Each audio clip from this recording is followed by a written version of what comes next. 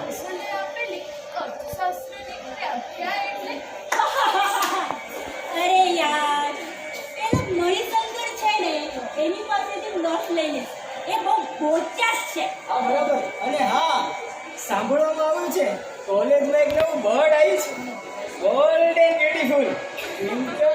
ઓ સબર સાથે સાથે બહુ ગરમ સ્વભાવની છે. એણે એક છોકરાને તમાચો બી માર્યો હતો. જો પેલો મણિશંકર આવે છે એની પાસેથી નોટની વાતો કરી. અને સાથે સાથે તો જેકપોટ પણ ચડાવ્યું. ઓ મણી, અહીં આવ. લાંબી તારી એક્ટિવાની ચાવી આપતી. અરે હું ઘરેથી સીધી થિયેટર આવીશ ને. એ મણી તારે ફિલ્મ જોવા આવું છે? ના, સાઈડને મળી અને એક છોકરી સતી ટ્વિંકલ. કાંતિલાલ પોતાનો એક તો એક ભણી ગણીને આગળ વધે એ માટે હંમેશા ઉત્સુક રહેતા. પાટા બાંધી બિચારા કાંતિલાલ આ પુત્રને ભણાવતા. વહેલી સવારે ઘરેથી નીકળી જતા અને છેક મોડી રાત્રે ઘરે પાછા પડતા. પ્રેમમાં અને પ્રેમમાં ન તો એમણે પાર્વતીબેનનો ખ્યાલ કર્યો, ન તો એમનો. પણ એક દિવસ મારી માતાનો દુઃખ હું ન કરી શક્યો.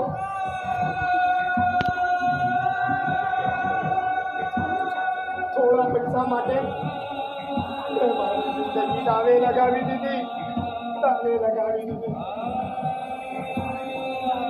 મિત્રો, તમે આમાં ક્યારેય ન ફસાતા.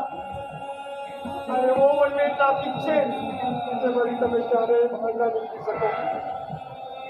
ક્યારેક તો મામા મને એવું થાય છે કે મારે મરી જવું છે, મારે પ્રાયશ્ચિત કરવું છે, મારે મરી જવું છે, મારે પ્રાયશ્ચિત.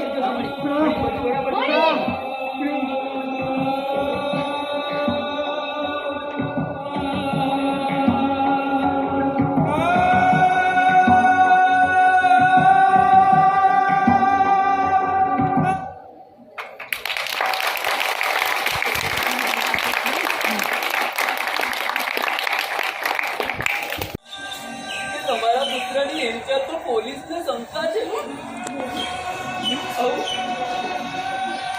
આવું પહાડ જેવું બિચારા કાંતિલાલ અને કેવું મૃત્યુ પામે. અને ત્યારે પિતાને લઈને અંતિમ સંસ્કાર કરવાનો હતો. તું અંતિમ દર્શન માટે બની આવ્યો. દીકરા તારી આવી તો કઈ મજબૂરી હતી. અમે તને કેટલા લાડકોથી ઉછેર્યો, ભણાવ્યો. ના ભણતર કયા ભણતરની વાત કરો છો મામા તમે? જે ભણતર મારા જેવા વેલ ટેલેન્ટેડ યુવકને નોકરી ના પાવી શકે, લાંચ રૂશ્વત વગર નોકરી ના પાવી શકે, એ ભણતરની વાત કરો છો મામા તમે? મારે પણ મહોત્સવ કરવા હતા. અમારા મિત્રો કોઈકનો પ્રેમ પણ પામવો હતો ને, પણ મારી પાસે પૈસા નહોતા મામા, પૈસા.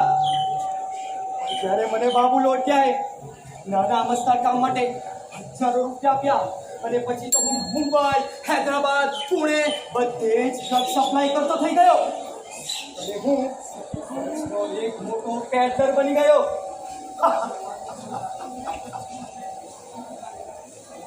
મિત્રો, તમે કહેતા હતા ને કે તું ક્યાં જાય છે?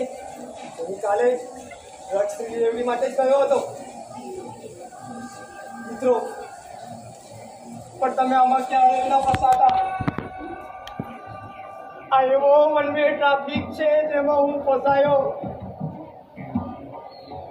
તેમાંથી ક્યારેય બહાર ન નીકળી શક્યો.